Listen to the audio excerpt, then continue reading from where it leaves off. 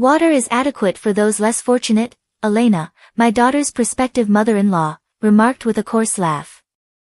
I couldn't hide my discomfort at her vulgarity. Oh, could it be? Right after that, my daughter's sister-in-law-to-be, Ray, looked at me, her face turning pale. I just smiled slightly. I'm Ruby Margot, turning 54 this year. I divorced my ex-husband when our daughter, Amber Chris, was 3. The reason for our divorce was irreconcilable differences. He wouldn't work and spent his days drinking. No matter what I said, he never changed. Naturally, our financial situation worsened. I didn't need a family like that, so I decided to divorce him. We divorced without any child support or alimony. Since then, it's been just Amber and me. I was a housewife until the divorce when I had to raise Amber alone. I started working desperately. I couldn't leave young Amber alone at home, so I initially took on work-from-home jobs to make ends meet. Of course, life was tough, working from morning till night. The pay was low, leading to constant saving. There were times, a day before payday, when I ran out of money and went without food.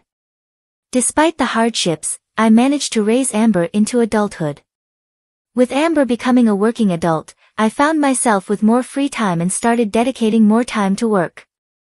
Leveraging my experience in simple tasks, I began creating handmade items. This eventually turned into a successful business. There's also been a change in my personal life. Amber got engaged not long after she started working at her company. She began dating a man named James. James is Amber's boss at work and is 5 years her senior. I've seen a photo of James that Amber showed me. He seemed like a fine young man. It appears Amber has learned from her father's bad example, as James gives off a serious impression. I'm delighted with the happiness Amber has found. Now, in the latter half of my life, I've decided to live as I please. That was my thought. Then one day, Mom, I need to talk to you about something. Amber approached me after dinner. It was unusual for Amber to come to me hesitantly like this. While thinking this, I responded to Amber, "What's the rush? You seem off. What's going on?" Then, Amber said to me modestly, "I'm going to marry James." Really? That's wonderful. Congratulations. Since I haven't actually met James, I don't know what kind of person he is. I hoped he would be just like the person in the photo. I'm glad you feel that way, Mom. I was worried you might oppose it. Amber seemed relieved that I didn't oppose her decision. Her face clearly showed relief. Then, Amber made a suggestion. So, I was hoping you could meet James this weekend. It seems Amber wanted me to meet James before they got married. Considering how serious Amber is, she probably wanted to show me James's face to put me at ease. I nodded strongly towards Amber. All right, I'll meet James. I want to see what kind of person he is, Mom, Amber said, looking happy. And so, it was decided that James and I would meet Sunday of the following weekend. I was waiting at home for Amber and him. It was just before 11 a.m. It wouldn't be long until Amber brought James over. Then, at that moment, the doorbell rang. Yes, when I opened the door, there stood Amber and James. Nice to meet you, I'm James Cameron, engaged to Amber, James said, greeting me. I felt a bit relieved by James's politeness. Amber is my precious only daughter. I'm glad her partner is a decent person. Please come in, I said, inviting Amber and James into the house. James still seemed like a fine young man after entering our home. He brought famous brand sweets as a gift, and he shared the story of how he and Amber met with a smile. James, stop it, you're embarrassing me, Amber said, blushing, addressing James. Seeing Amber like this felt fresh to me. However, the warm atmosphere changed in the next moment. By the way, is your father at work today? James asked, looking around curiously. His expression was somewhat puzzled. I was taken aback by James's question. Glancing at Amber, she looked a bit pale. She probably hadn't told James about being raised by a single mother. Honestly, it was wrong of Amber to keep it a secret. In traditional households, single mothers often face prejudice. I braced myself to explain the situation to James. Amber might not have mentioned it, but I'm divorced and a single mother. James's face, previously smiling, went blank for a moment. What's wrong? I asked James, feeling anxious. Maybe it wasn't good for me to have told him, that's what I thought. But in the next moment, James was already smiling.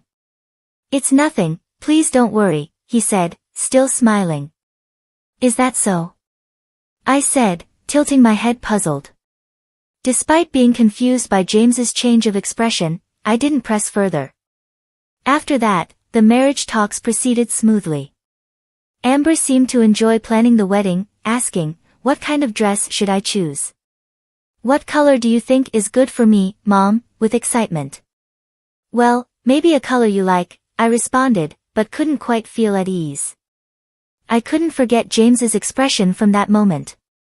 James's expression went blank, perhaps his family has strict views on single parenthood. So, I asked Amber, what did James say on the way back that day about us being a single mother household? Maybe James is facing opposition to marrying Amber from his parents, I asked. But Amber answered with a puzzled look, he didn't say anything special, Mom.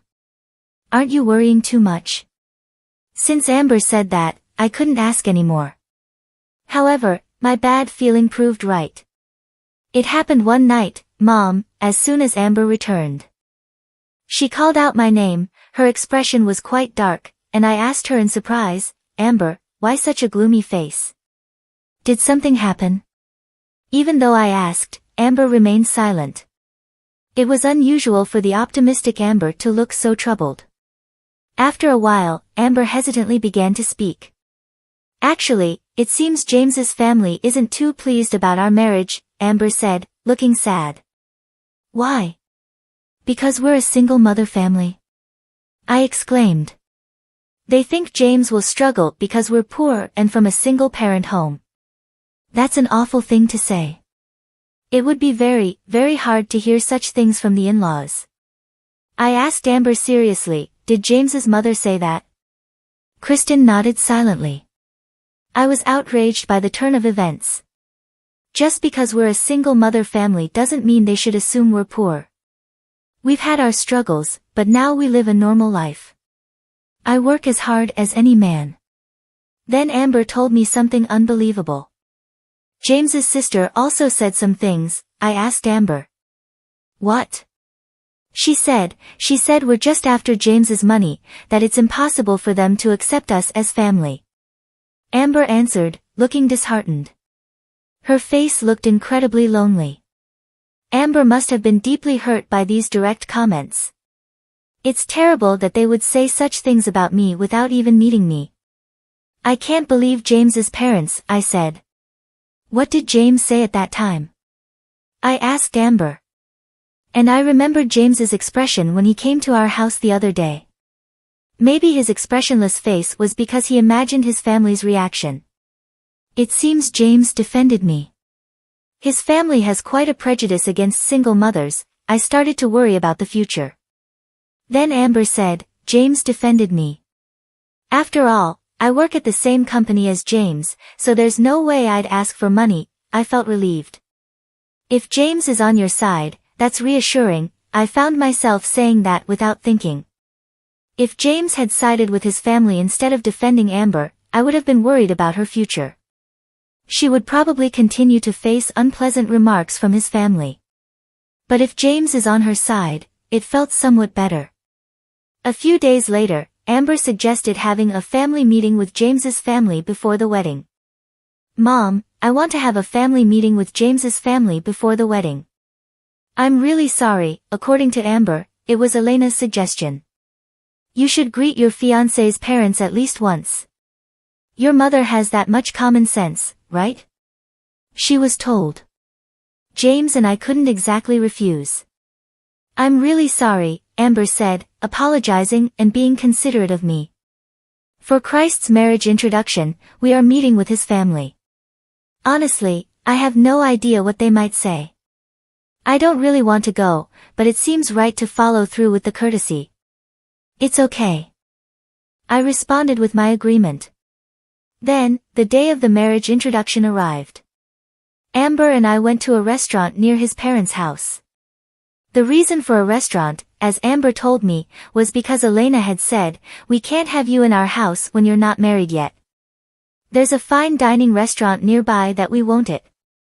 The restaurant, Aita, charges $300 per person for a course meal. I go there occasionally for business but hardly ever privately. I was puzzled by Elena's choice of restaurant. It seems Elena had also chosen a cafe near their house for Amber's first greeting to the family. Moreover, Amber ended up paying for Elena's meal as well.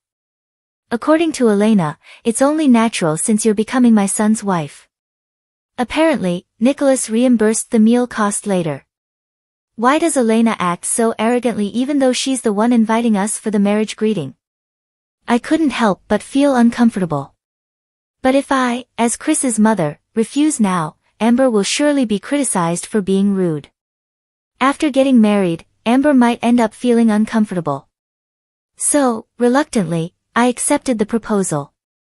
Then I put on light makeup and headed to the designated place. I usually wear full makeup for work, but I thought it best to keep it understated today. My outfit was also much more modest than usual. A flashy outfit might give them the impression that I'm extravagant. Given that we're already being accused of being after James's money, a modest outfit seemed wise. With these thoughts, Amber and I entered the upscale restaurant and were led by the staff to a private room. Upon opening the door, James and his family were there.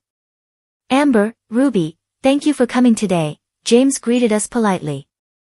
"Thank you as well for today," I also expressed my gratitude to James. Then I faced father-in-law David, mother-in-law Lana, sister-in-law Ray, and Linda. Lana smirked unpleasantly and looked down on Amber and me. It was clear at a glance that we were not welcomed by his family. I greeted them with heightened weariness.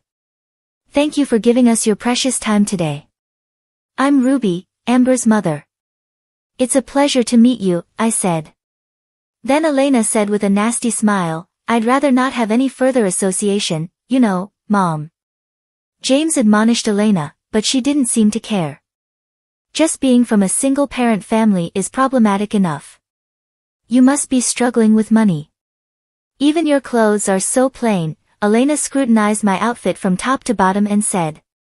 Then she laughed mockingly. My attempt to dress modestly had backfired. Linda also hurled insults while laughing, "You could have married someone decent." Poor James stuck with a poor mother and daughter.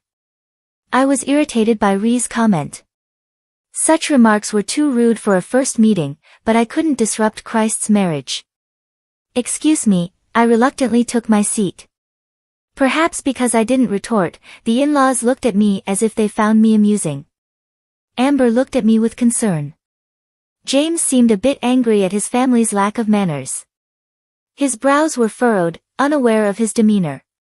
Elena was in high spirits today. "We've reserved a course meal. It's $300, Alana excitedly told Linda. "Really?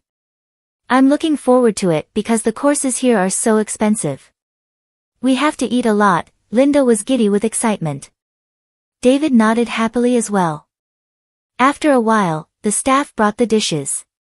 It was a colorful array of amuse-bouche. At this restaurant, there was only water. 3 types of amuse-bouche are served on one plate. They all looked very delicious, but in front of me, there was only water. I was about to call the staff back, but they had already left the room. Only the water was left in front of me, a stark reminder. James looked at the scene dumbfounded. Linda, knowing what was happening, laughed mockingly. Amber noticed it too and said with concern, "Mom." Then in the next moment, Elena laughed nastily. "Poor people are fine with just water," Elena said, laughing crudely. I showed my discomfort at her vulgarity. "What does this mean?" I asked Elena. The in-laws had called us to this restaurant, yet they had no intention of hosting us properly. I was quite irritated inside. Elena glanced at me, then laughed as if she was pleased. Even though I was angry, she didn't seem to care. She seemed to enjoy it, actually. Oh, not only are you a poor single mother, but are you also stupid? Did you really think someone worthless like you would be welcomed? Alana hurled insults at me. David nodded as if it was to be expected. Don't you feel ashamed to be a single parent, a woman who was left by her husband? You're full of flaws. A plain woman like you becomes unnecessary, right? David said, laughing crudely. It wasn't that my ex-husband left me, but David's assumption was unilateral. I truly thought this was unbelievable as a human being. Linda also laughed joyfully. I don't want to end up like Christ's mother, working for low wages even though she's a woman. It's really pitiful. Without any feminine charm while saying this, she looked down on me.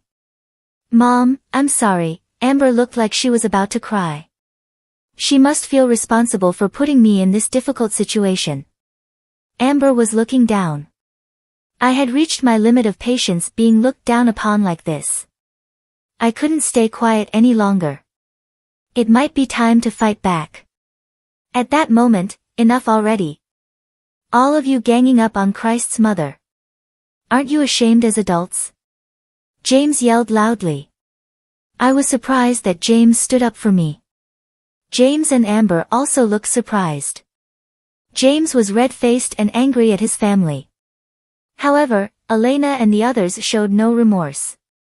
Alana, still laughing joyfully, said, "There's no need to defend poor people." Why is James getting so angry? David nodded significantly. James's words seemed to have no effect on them.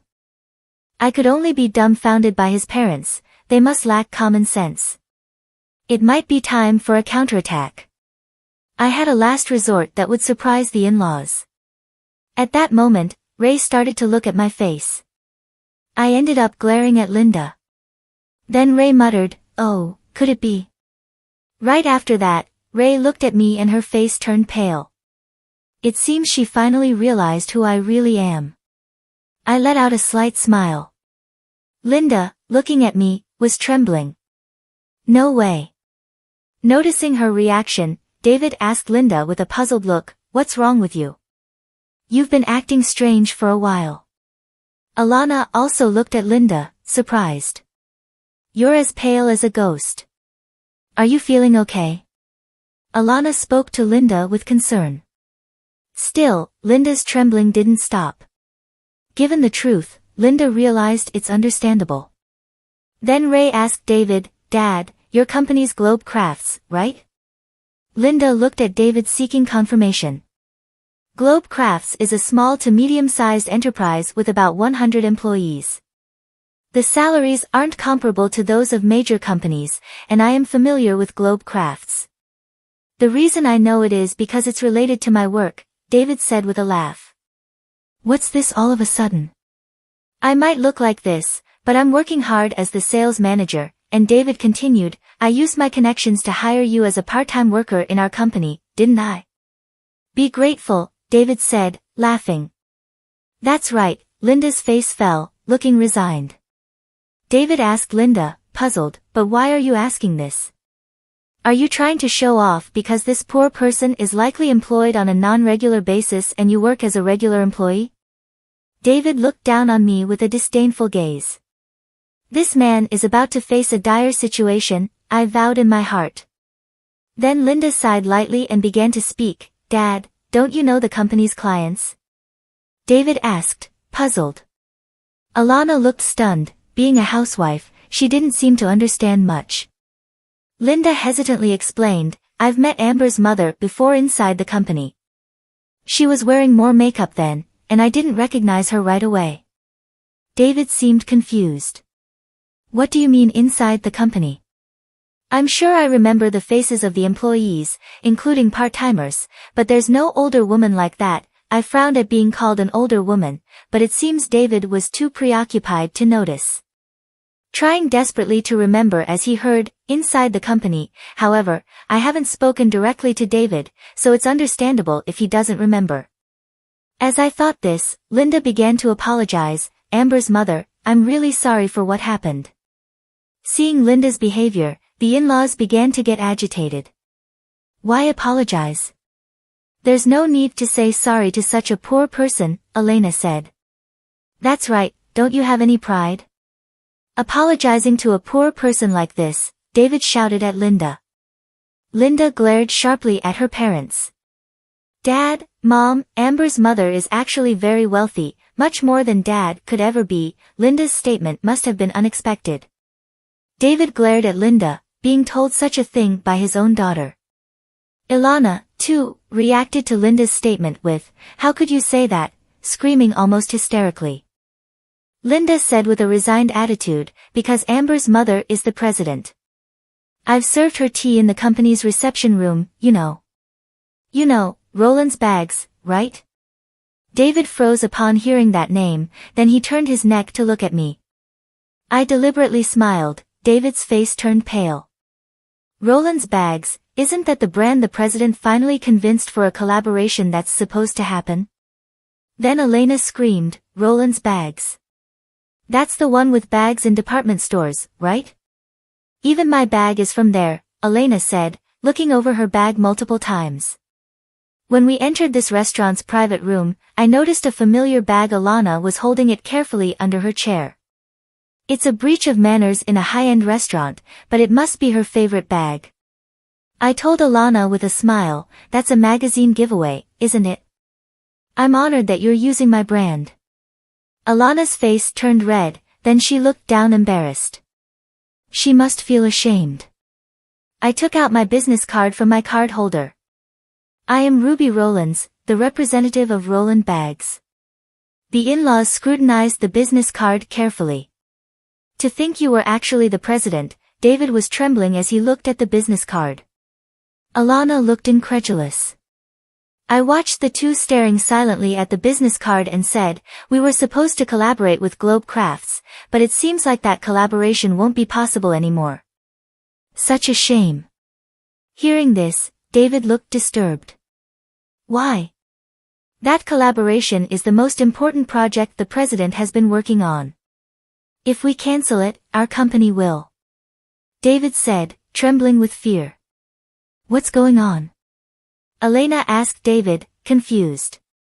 The truth is, Globe Crafts is in a precarious financial situation compared to the past. Fewer people are making handmade items. When I was young, my mother used to sew everything by hand, but now cheap, ready-made products are abundant. Probably a sign of the times. Globe Crafts has been hit hard by this trend, with sales declining year by year. When L Crafts' president proposed the collaboration, he mentioned it was a strategy to turn around the company's dire situation. However, I have collaborated with many famous brands, so honestly, I wasn't very interested in collaborating with a small to medium-sized enterprise like Globe Crafts. Initially, I declined the president's proposal, but eventually, I was persuaded by his enthusiasm and agreed. We decided to collaborate with Globe Crafts to make bags, but now that's a thing of the past. David was trembling. He must be terrified of what's to come. Ignoring David, I quietly said, the collaboration with Globe Crafts didn't seem to offer much benefit. I was just moved by the president's enthusiasm. But a company that looks down on Amber. I stared at David with a cold gaze. David was sweating under my stare. Then, in the next moment, he apologized to me. What? While Elena was confused by David's apology, he desperately sought my forgiveness. Amber and James were also surprised by David's apology. I'm truly sorry, David is apologizing, clearly not caring about how it looks to me. David's apology doesn't resonate at all. After all, an apology that comes only after he realizes my position is just to protect himself. There's no genuine remorse there. I spoke with a chillingly cold voice, an apology now after you've looked down on Amber and me all this time. To think that an apology would suffice after all this, David's mindset must be overly optimistic. Then, realizing that his apology wouldn't turn the situation around, David quickly stood up. It was merely a performance after all. Alana, looking bewildered at me, said, "We're going to be family. So you'll forgive us, right?" she said flippantly, looking at me. Then Elena continued, "I'm a big fan of Roland's bags. Since we're family, I'll get some products for free, right?" Alana looked at me with hopeful eyes. I was so appalled that I couldn't say anything. "Mom, that's too convenient," James said, frowning and sternly admonishing her. Even for Elena, that comment was too far beyond the pale. But Elena, seemingly not understanding, said, "Why not? There must be plenty of stock, right? It wouldn't hurt to give away a few." Getting into a worse mood, David and Linda looked at Elena with dismay. I told Elena, "Our products are not free to give away. After all, you are strangers to us." Elena looked frustrated at my words. "Amber and our James are getting married, right? So we are family. A family should provide financial support. You're the president, after all." Alana said this with a straight face. After all the disdainful poor calling, this was her attitude. She clearly had no remorse. James finally lost his patience with Alana's attitude. "Mom, you changed your attitude just because you found out Amber's mom is the president. Aren't you ashamed?" James, his face red, reproached Elena. But Alana, unfazed, laughed it off. "It doesn't matter. A president must have more money than they know what to do with, right? Share a little with us," I quietly told Alana. "Even if Amber and James get married, I have no intention of forming any ties with you." Elena, surprised, tried to cozy up to me. "Don't say that. Once James gets married, we'll be family anyway. So giving away a bag or two?" Elena was infuriating. As I was about to retort, James stepped between Elena and me. "James," when I asked, James looked troubled. I knew Ruby was the president, and I kept silent, knowing my parents would bother Ruby if they found out. David looked regretful at James's confession. "You knew. If you had told me, I would have. If you had known, you'd act just like Mom, right?" James looked at David with a cold gaze. "How dare you speak to your parents like that? Keep this up, and you're disowned." David shouted at James. Amber was puzzled by their exchange. James sighed and declared, "I'm fine with being disowned. I'll sever ties with you all." "Why would you say such a thing after all we've done to raise you?" Elena, shaken, spoke to James.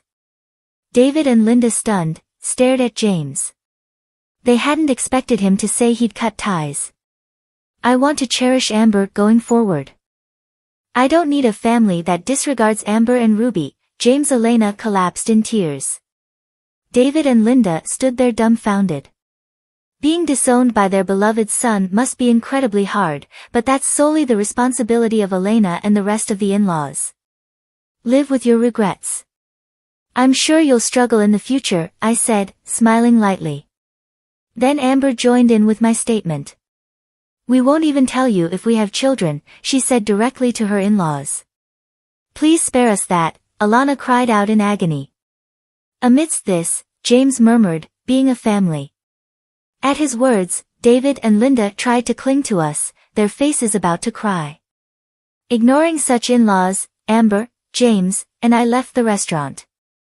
Afterward, I heard David and Linda were fired from the company the day after the incident at the restaurant. I told the president of Glob Crafts that I wanted to cancel the collaboration. The president tried to persuade me several times, but I refused. I cannot collaborate with a company that harbors individuals capable of such disdain. While I sympathized with the president's desire to save his company, I couldn't support a company that employed David and his ilk.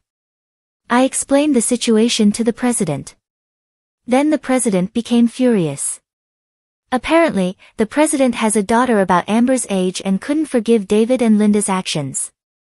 The collaboration with me was crucial for Glob Crafts. David and Linda had ruined such an important collaboration. It's understandable that the president couldn't forgive them. David was already of age and Linda was employed part-time through David's connections. After being fired from Glob Crafts, finding a new job would be very tough for them. And Elena was a housewife. She had already been cut off by James, their only breadwinner. Once the in-laws came directly to our company to negotiate. Please collaborate with Glob Crafts. If you do, the president will rehire me. Even if not a collaboration, provide financial support. Our family is suffering, you know. Families help each other out, they both pleaded desperately. After treating people like poor people and now suddenly claiming family, it's laughable. I made it clear, neither collaboration nor financial support is possible. James has also severed ties with you, hasn't he?